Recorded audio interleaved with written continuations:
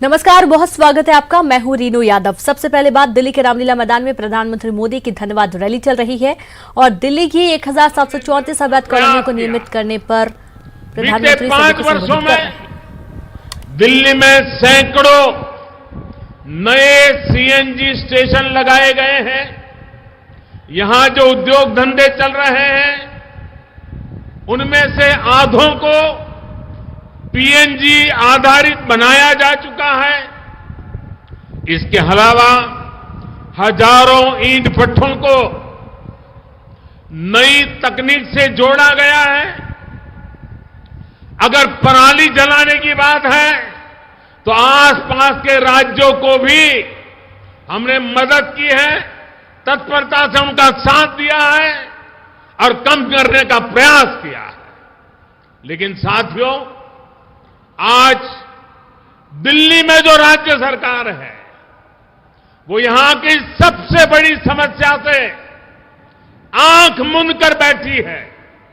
ये समस्या है पीने के पानी की।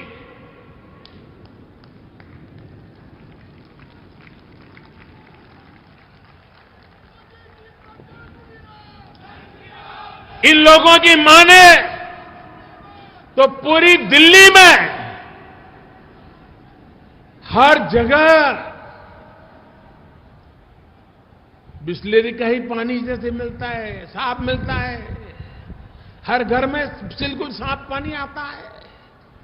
मैं जरा आपसे पूछना चाहता हूं, ये दिल्ली सरकार के वादे से आप सहमत हो? उनकी बातों से सहमत हो? क्या सचमुच में आपको साफ सुथरा शुद्ध पानी मिलता है? आपको पानी देख करके चिंता होती है कि नहीं होती है? बीमारी का डर लगता है कि नहीं लगता है? ये आपको भी झूठ कह रहे हैं, आपको भी झूठा बता रहे हैं। आप बताइए दिल्ली वासी, क्या आप झूठे हैं? क्या आप बेईमान हैं? ये कैसे आरोप देश के नागरिकों पर लगा रहे हैं? दिल्ली के लोगों से जो कुछ भी बोला गया है उसकी सच्चाई दिल्ली के लोग हर रोज देख रहे हैं। साथियों, सच्चाई ये है कि आज दिल्ली में देश भर में सबसे अधिक वाटर प्यूरिफायर यानी कि पानी को शुद्ध करने वाली मशीनें रोजाना बिकती हैं। लोग ये खर्चा क्यों करने पड़ रहे हैं भैया? जो वाटर प्यूरिफायर नहीं लगा सकता वो 40-50 रुपए की बोतल खरीदता है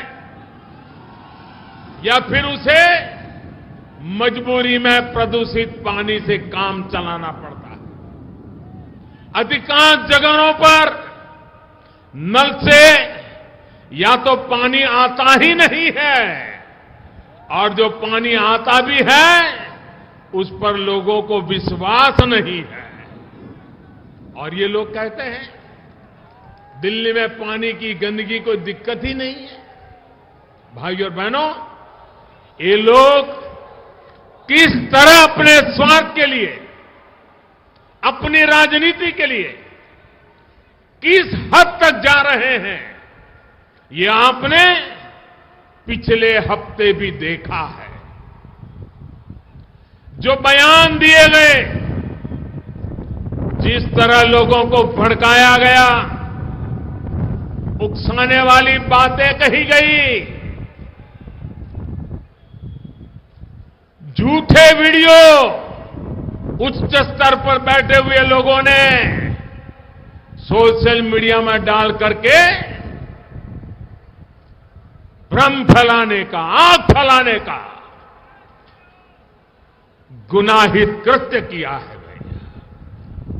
साथियों, अभी हाल में जो संसद का सत्र समाप्त हुआ उसमें दिल्ली की कॉलोनियों से जुड़े बिल को तो हमने पारित किया, आपको अधिकार देने का निर्णय किया।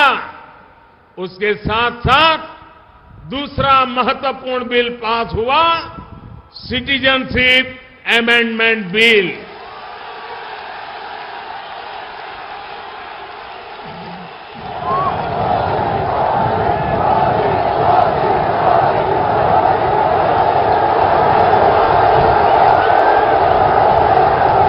भारत की संसद ने, लोकसभा और राज्यसभा ने आपके उज्जवल भविष्य के लिए, दलित, पीड़ित, शोषितों के भविष्य के लिए लोकसभा, राज्यसभा ने, सभी सांसदों ने इस बिल को पास करने में मदद की है। आप खड़े होकर देश की संसद का सम्मान कीजिए, देश की पार्लियामेंट का सम्मान कीजिए, देश की लोकसभा का सम्मान कीजिए, देश की राज्यसभा का सम्मान कीजिए, देश की जनता ने चुने हुए हमारे सांसदों का सम्मान कीजिए, पूरी ताकत से सम्मान कीजिए दोस्तों।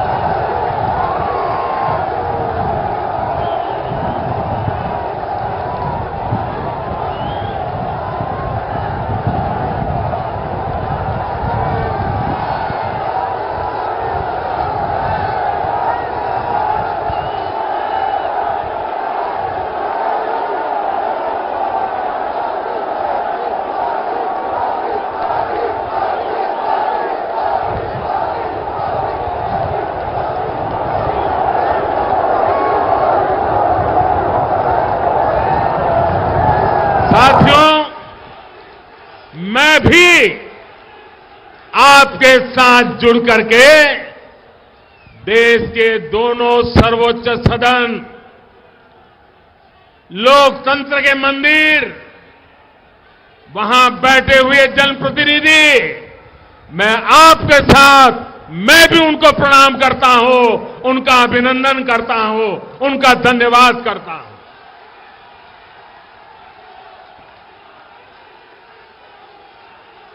लेकिन भाइयों, इस बिल के पास होने के बाद कुछ राजनीतिक दल तरह तरह की अफवाहें फैलाने में लगे हैं। वे लोग भ्रमित कर रहे हैं, भावनाओं को भड़का रहे हैं। मैं उनसे जानना चाहता हूं, क्या जब हमने दिल्ली की सैकड़ों, इस बात को समझिए भाइयों बहनों, मैं जरा ये भ्रम फैलाने वाले, झूठ बोलने वाले लोगों से जरा पूछना चाहता हूं, क्या जब हमने दिल्ली की सैकड़ों कॉलोनियों को वैध करने का काम किया तो क्या किसी से पूछा था कि आपका धर्म क्या है, आपकी आस्था क्या है, आप किस पार्टी को वोट देते हैं, आप किस पार्टी के समर्थक हैं? क्या हमने आपसे कोई सबूत मांगे थे? 70 का सबूत लाओ, 75 का सबूत लाओ, 80 का सबूत लाओ, मांगा था? केंद्र सरकार के इस फैसले का लाभ हिंदुओं को भी मिला, मुसलमानों को भी मिला, सिख भाई बहनों को मिला, ईसाई भाई बहनों को मिला, जो भी यहां बसते हैं उन सबको मिला। हमने ऐसा क्यों किया? क्योंकि हम देश से लगाव के कारण जीते हैं।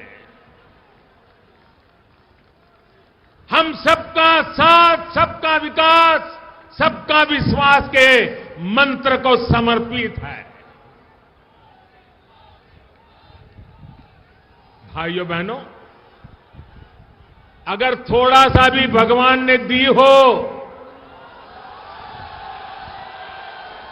तो जरा उपयोग करो। एक ही सत्र में 2 बिल पारित हुए हैं। एक बिल में मैं दिल्ली के 40 लाख लोगों को अधिकार दे रहा हूं और ये झूठ फैला रहे हैं कि मैं अधिकार छीनने वाला कानून बना रहा हूं। ये झूठ चलने वाला नहीं है, देश स्वीकार करने वाला नहीं है। भाइयों बहनों, मैं ये जो झूठ बोलने वाले हैं, मैं उनको चुनौती देता हूं। जाइए, मेरे हर काम की पड़ताल कीजिए। कहीं पर दूर दूर तक भेदभाव की बू आती है तो देश के सामने ला करके रख दीजिए।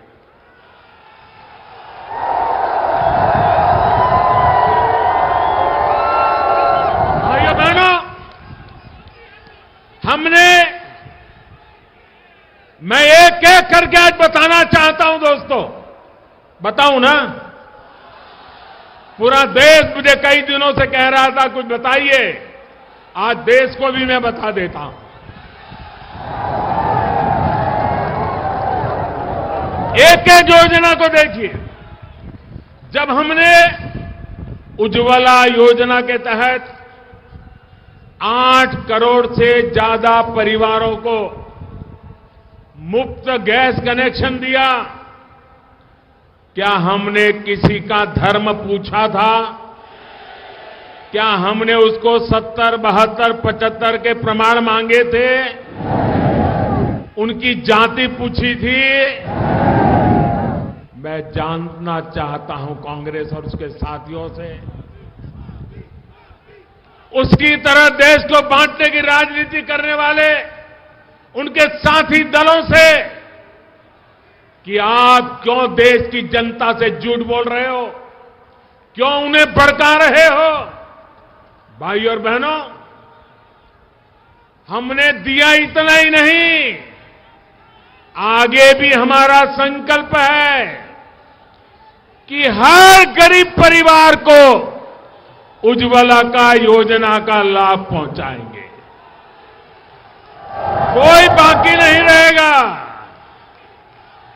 भाइयों बहनों, पिछले 5 साल में हमारी सरकार ने 1.5 करोड़ से ज्यादा गरीबों का घर बना दिए। हमने किसी से नहीं पूछा कि आपका धर्म क्या है, न जाति पूछी, न धर्म पूछा। हमने सिर्फ गरीब की गरीबी को देखा। फिर क्यों कुछ लोग झूठ पर झूठ बोले जा रहे हैं, देश को गुमराह कर रहे हैं। और आज जो ये लोग कागज कागज सर्टिफिकेट इसके नाम पर मुस्लिमों को भ्रमित कर रहे हैं, उन्हें ये याद रखना चाहिए कि हमने गरीबों की भलाई के लिए इन योजनाओं के लाभार्थी चुनते समय कागजों की बंदी से नहीं लगाई, वरना पहले तो ये होता था कि सरकार की योजना शुरू होने पर लाभार्थियों को तमाम में लगानी पड़ती थी, यहां वहां चक्कर काटने पड़ते थे। हमने ये सब बंद करा दिया। हमने तय किया हर योजना का लाभ हर गरीब को मिलेगा।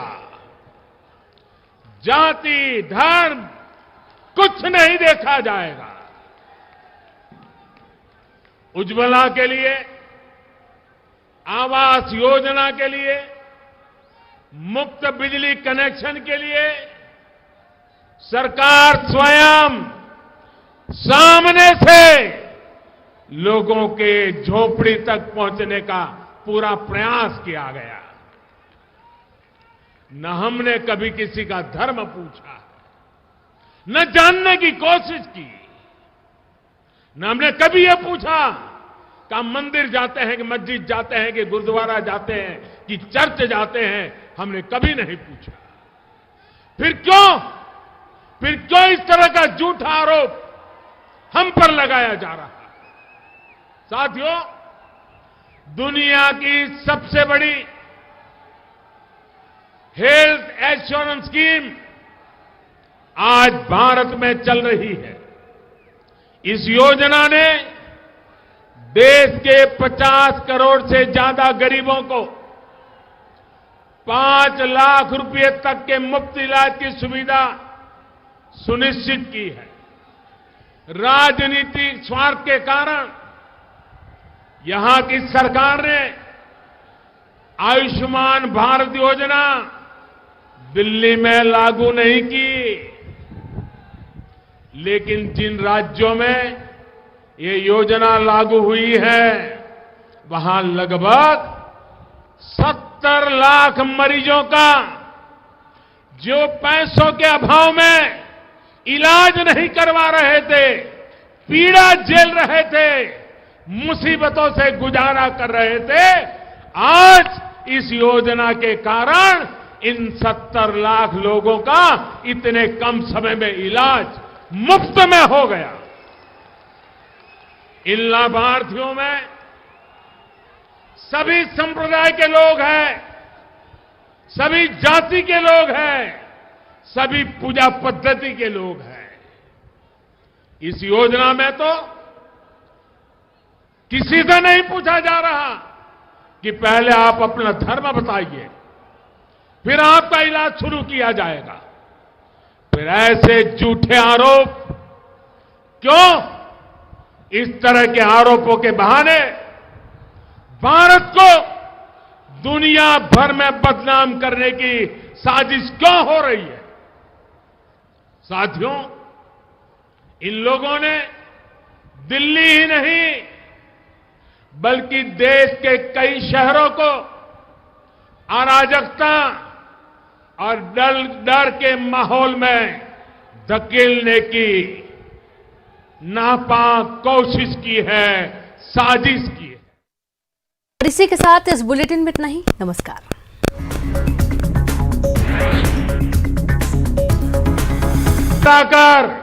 थैंक यू भैया। पीछे वालों को दिखता नहीं है। थैंक यू, आपका प्यार सर आंखों पर।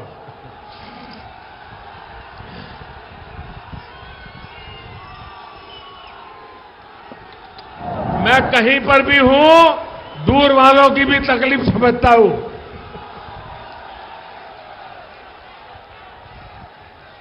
दूसरे वो लोग जिनको इस राजनीति का लाभ मिला है, ये लोग सोचते थे कि खुद ही सरकार है। उनको लगता था कि देश उनके इशारे पर चलता है। ये सोचते थे कि वो जो इतिहास बताएंगे वही सच मान लिया जाएगा, वो जो भविष्य बताएंगे उसको ही भारत का भाग्य मान लिया जाएगा। वोट बैंक की राजनीति करने वाले और खुद को भारत का भाग्य विधाता मानने वाले आज जब देश की जनता द्वारा नकार दिए गए हैं तो इन्होंने अपना पुराना हथियार निकाल लिया है। बांटो, भेद करो, भेदभाव करो और राजनीति का उल्लू सीधा करने की कोशिश करो। साथियों, सिटीजनशिप अमेंडमेंट कानून ये भारत के किसी नागरिक के लिए, चाहे वो हिंदू हो या मुसलमान, ये कानून उसके लिए है ही नहीं। ये पार्लियामेंट में बोला गया है और पार्लियामेंट में गलत बयानबाजी अलाउ नहीं होती है। ये कानून इस देश के अंदर जो 130 करोड़ लोग रह रहे हैं, उनका इस कानून से कोई वास्ता नहीं है। दूसरी बात, एनआरसी, इसका भी ऐसा झूठ चलाया जा रहा है। ये कांग्रेस में जमाने में बना था, तब सोए थे क्या? हमने तो बनाया नहीं, पार्लियामेंट में आया नहीं, न कैबिनेट में आया है, न उसके कोई नियम कायदे बने हैं। हवा खड़ा किया जा रहा है। और मैंने पहले ही बताया, इसी सत्र में आप लोगों को जमीन और घर का अधिकार दे रहे हैं, न कोई धर्म जाति पूछते हैं, तो क्या दूसरा कानून आपको निकाल देने के लिए करेंगे क्या? बच्चे जैसी बातें करते हो।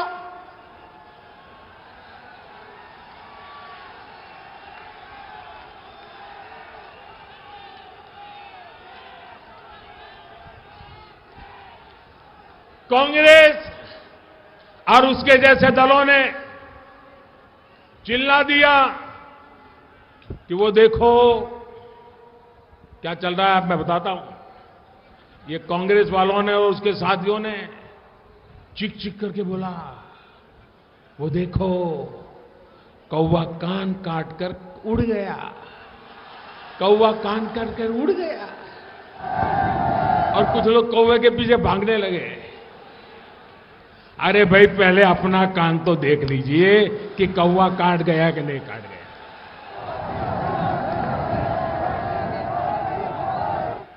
पहले ये तो देख लीजिए कि एनआरसी के ऊपर कुछ हुआ भी है क्या? झूठ चलाए जा रहे हो।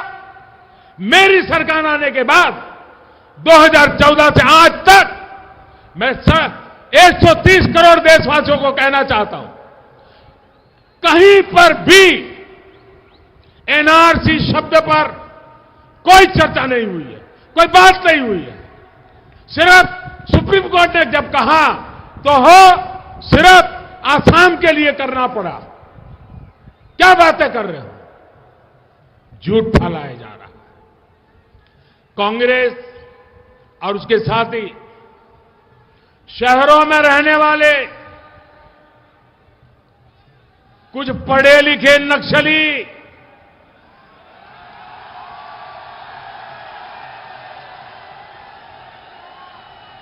अर्बन नक्सल ये अफवाह फैला रहे हैं कि सारे मुसलमानों को डिटेंशन सेंटर में भेज दिया जाएगा। मैं हैरान हूं कि इस अफवाह ने अच्छे अच्छे पढ़े लिखे वे भी पूछ रहे हैं ये डिटेंशन सेंटर क्या होता है। कैसा झूठ, कैसा और एक तरफी। मैं एक मीडिया रिपोर्ट देख रहा था जिसमें मीडिया के लोगों से पूछ रहे थे कि ये जरा बताइए भाई डिटेंशन सेंटर कहां बना है, आपको पता है क्या? तो सामने वाले उनको पूछ रहे थे कि हमने तो सुना है इसलिए कह रहे हैं। सुना है तो किस लिए? कोई जवाब नहीं। झूठ चलाया जा रहा है। अरे भाई, कुछ तो अपनी शिक्षा की कद्र करिए। एक बार पढ़ तो लीजिए कि संविधान संशोधन और एनआरसी ये सब है क्या? आप तो पढ़े लिखे लोग हो। मैं देश के नौजवानों को आग्रह करता हूं, जरा पढ़िए इसको।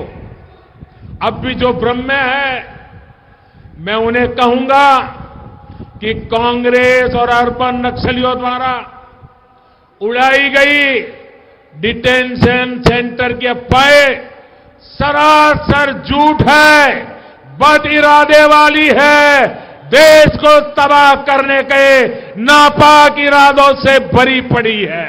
ये झूठ है, झूठ है, झूठ है।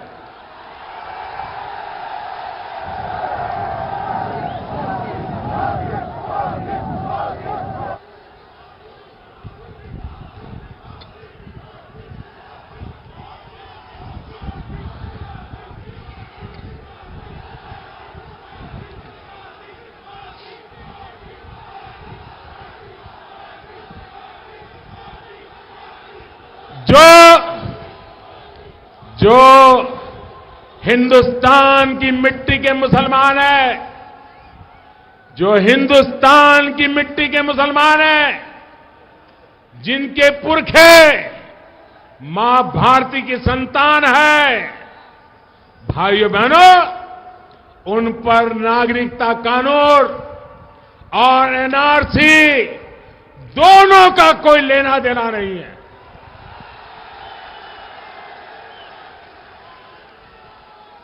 कोई देश के मुसलमानों को न डिटेंशन सेंटर में भेजा जा रहा है, न हिंदुस्तान में कोई डिटेंशन सेंटर है। भाइयों बहनों, ये सफेद झूठ है, ये बद इरादे वाला खेल है, ये नापाक खेल है। और भाइयों बहनों, मैं तो हैरान हूं कि ये लोग झूठ बोलने के लिए किस हद तक जा सकते हैं। कुछ लोग सिटीजनशिप अमेंडमेंट एक्ट को गरीबों के ही खिलाफ बताते हैं, कोशिश कर रहे हैं, कह रहे हैं कि जो लोग आएंगे वो यहां के गरीबों का हक छीनने लेंगे। अरे झूठ फैलने से पहले इन कम से कम गरीबों पर तो दया करो भाई। एक ही पार्लियामेंट के सत्र में मोदी गरीबों को घर देने का कानून लाता है, अनधिकृत कॉलोनी को अधिकृत बनाने के लिए काम करता है। क्या उसी सत्र में गरीबों को छीनने की बात करेगा? क्या झूठ फैला के रखा है। भाइयों बहनों, ये जो एक्ट लाया गया है, ये उन लोगों पर लागू होगा जो बरसों से भारत में ही रह रहे हैं।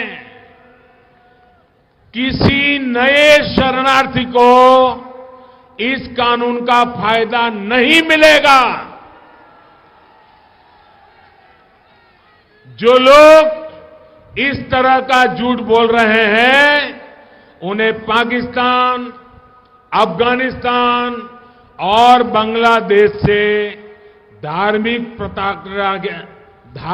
कारणों से परेशानी जो हुई, प्रताड़ना जो हुई, उन्हीं लोगों को सुरक्षा देने के लिए ये कानून है। भाइयों और बहनों, ये वो लोग हैं। और ये कौन लोग हैं? मैं हैरान हूं, कुछ दलित नेता भी बिना समझे इसमें घुस गए हैं। जब मेरी बात सुनेंगे तो समझेंगे। उनको मालूम होना चाहिए कि पाकिस्तान से जो अधिकतर जो हमारे शरणार्थी आए हैं, वो मेरे दलित भाई बहन हैं, दलित परिवार के हैं। भाइयों बहनों, ये वो दलित परिवार है जिनको पाकिस्तान में बंधुआ मजदूर बनाकर रखा गया था। आज भी पाकिस्तान में उनके साथ स्थिति ये है कि अगर दलित परिवार का कोई व्यक्ति चाय पीता है तो उसको चाय के साथ साथ उस चाय के बर्तन का पैसा भी देना पड़ता है और बर्तन साथ ले जाना होता है। आज भी पाकिस्तान में यह हाल है। वहां पर बेटियों के साथ जो अत्याचार होता है, किस तरह जबरन शादी करके उन्हें धर्म परिवर्तन पर मजबूर किया जाता है, यह भी दुनिया भर के अखबारों में छप चुका है, लगातार मीडिया में आता है। ये सिर्फ इसलिए होता है क्योंकि उनकी श्रद्धा अलग है, आस्था अलग है, पूजा पद्धति अलग है। पाकिस्तान, बांग्लादेश, अफगानिस्तान में हुए ऐसे ही शोषण के कारण वो भारत आए और बरसों से हमारे बीच देश के अलग अलग हिस्सों में रह रहे हैं। भाइयों बहनों, एक ऐसी चर्चा है, पार्लियामेंट में चर्चा हुई, अगर हिंदुस्तान के राजनीतिक नेताओं को अपनी स्वार्थनिधि राजनीति से दूर का दिखता, ये ऐसा मौका था हम दुनिया में पाकिस्तान कैसे मानव अधिकार विरोधी है, पाकिस्तान कैसे माइनॉरिटी पर जुल्म करता है, पाकिस्तान में माइनॉरिटी की क्या दुर्दशा है, ये चित्र पूरी दुनिया में ले जाने का उत्तम अवसर था। लेकिन इन्होंने उल्टा कर दिया, क्योंकि उनको देश नहीं, उनको उनका दल दिखता है। इसके कारण देश की भलाई के लिए और दुनिया में पाकिस्तान के करतूतों को खुला करने का मौका भी इन लोगों ने गंवा दिया।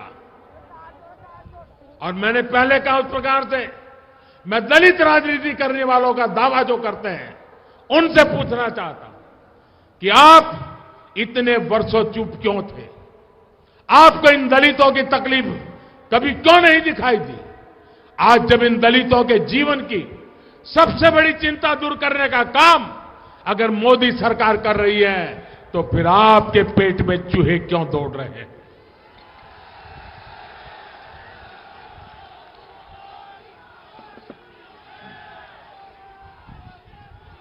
साथियों, यहां दिल्ली में ही मजनू का टीला में 2 हफ्ते पहले ही ऐसे ही एक शरणार्थी के कैंप में एक बिटिया का जन्म हुआ और उसके मां बाप ने उस बेटिया का नाम नागरिकता रख लिया। नागरिकता।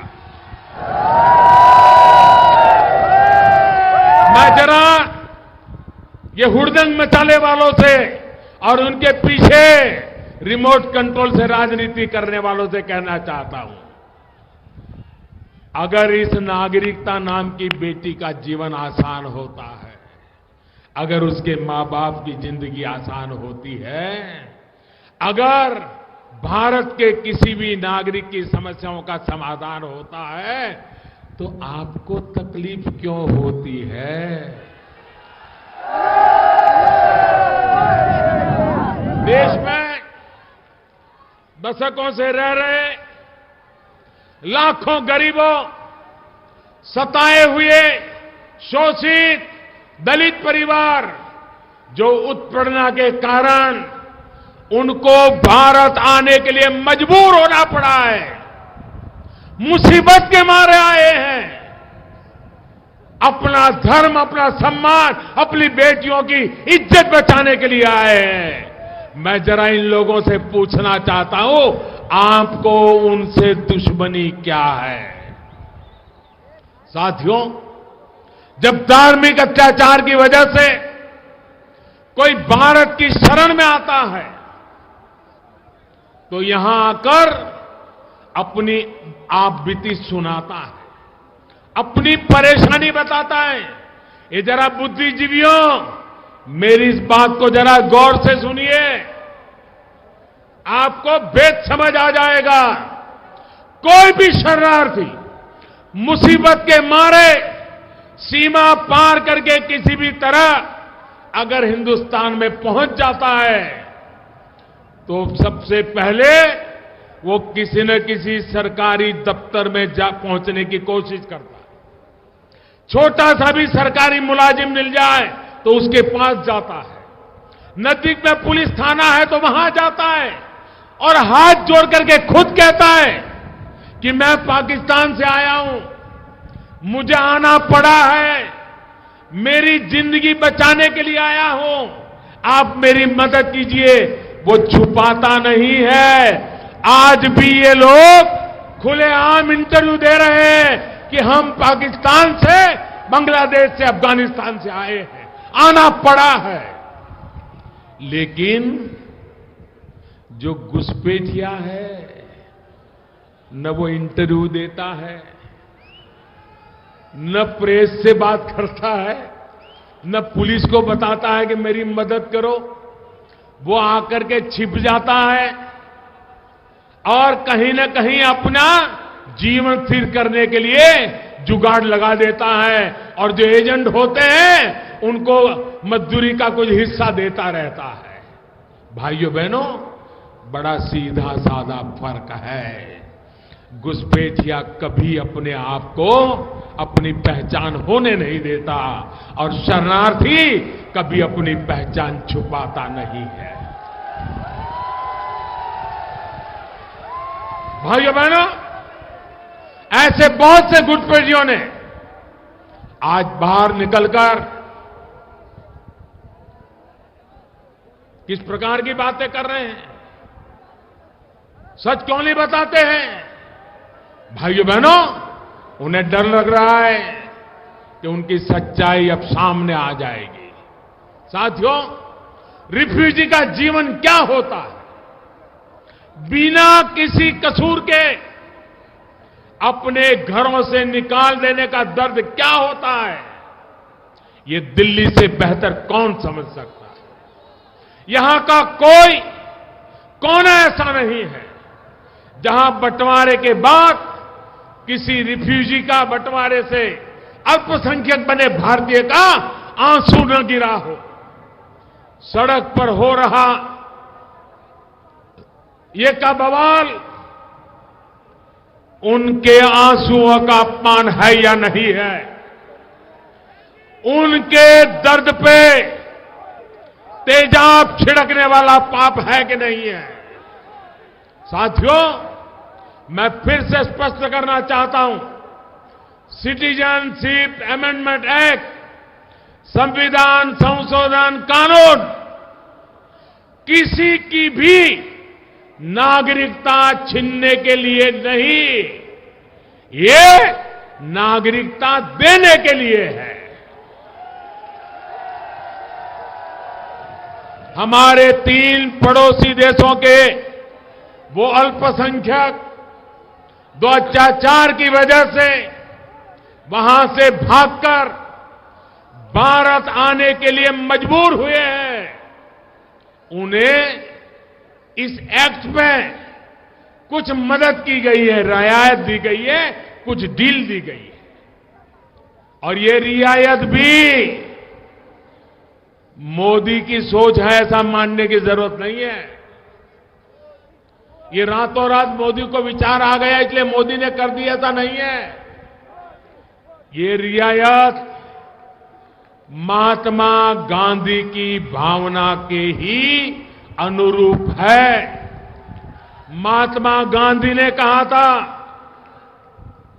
कम से कम ये लोग जो महात्मा गांधी को लेकर के देश पर बातें करते रहे हैं और आज भी गांधी सरनेम का फायदा उठाने की बातें करते हैं, जरा वो कान खोल करके सुन लो। गांधी जी ने कहा था, गांधी जी ने कहा था, मोदी को मानो या न मानो, अरे गांधी को तो मानो। महात्मा गांधी ने क्या कहा था? महात्मा गांधी जी ने कहा था कि पाकिस्तान में रहने वाले हिंदू और सिख साथियों को जब लगे कि उन्हें भारत आना चाहिए तो उनका स्वागत है। ये मैं नहीं कह रहा हूं, पूज्य महात्मा गांधी कह रहे हैं। भाइयों बहनों, ये छूट, ये रियायत तब की भारत की सरकार के वादे के मुताबिक है, जो बंटवारे के कारण उस समय अल्पसंख्यक बने करोड़ों भारतीयों के साथ आज से 70 साल पहले जो वादा किया गया था, उस वादे को हम निभा रहे हैं।